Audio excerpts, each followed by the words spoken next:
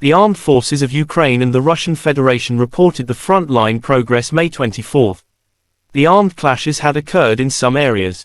Russian air defense systems have shot down one MiG-29 airplane of Ukrainian Air Force near Griogorovka, Donetsk People's Republic, said Igor Konashenkov, the Russian Federation Defense Ministry spokesperson.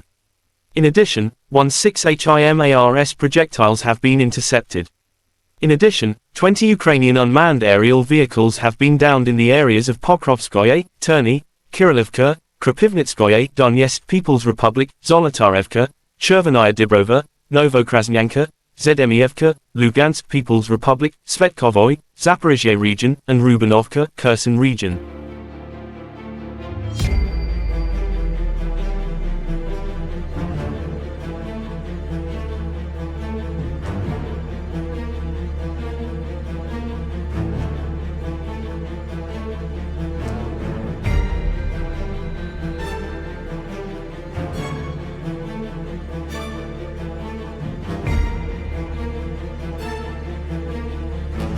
In total, the armed forces of Ukraine have been lost 429 fighter jets and 235 helicopters, 4,293 unmanned aerial vehicles, 424 air defense missile systems, 9,295 tanks and other armored combat vehicles. Also 1,100 combat vehicles equipped with MRLS, 4,893 field artillery cannons and mortars, as well as 10,433 units of special military equipment have been destroyed during the special military operation, said Igor Konashenkov, the Russian Federation Defense Ministry spokesperson, May 24.